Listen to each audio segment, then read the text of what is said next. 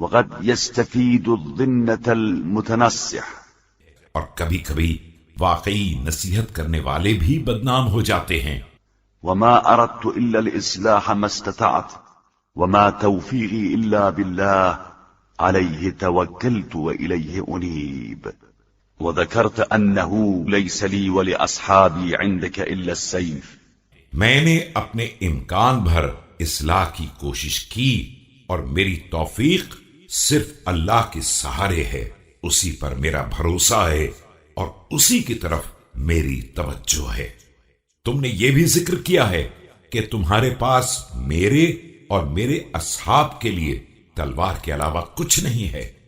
فلقد أضحكت بعد استعبار متى ألفيت بني عبد المطلب عن الأعداء ناكلين وبالسيف مخوفين.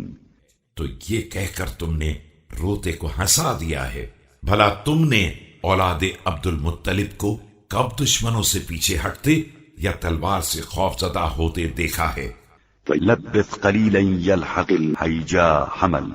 ذرا ٹھہر جاؤ کہ حمل میدان جنگ تک پہنچ جائے. فسيطلبك من تطلب ويقرب منك ما تستبعد.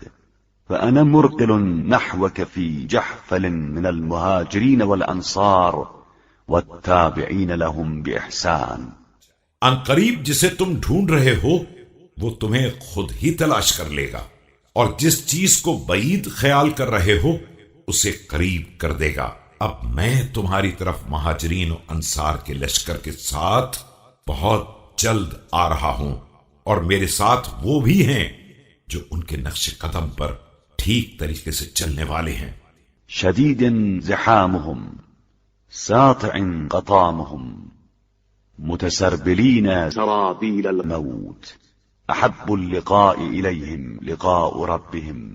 ان کا حملہ شدید ہوگا اور غبار جنگ ساری فضا میں منتشر ہوگا. یہ موت کا لباس پہنے ہوں گے اور ان کی نظر میں بہترین ملاقات پروردگار کی ملاقات ہوگی.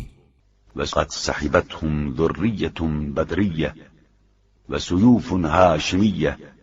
قد عرفت مواقع نصالها في أخيك وخالك وجدك وأهلك وما هي من الظالمين ببعيد.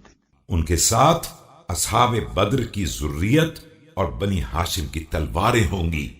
تم نے ان کی تلواروں کی کاٹ اپنے بھائی، ماموں، نانا اور خاندان والوں میں دیکھ لی ہے، اور وہ ظالموں سے اب بھی دور نہیں ہے.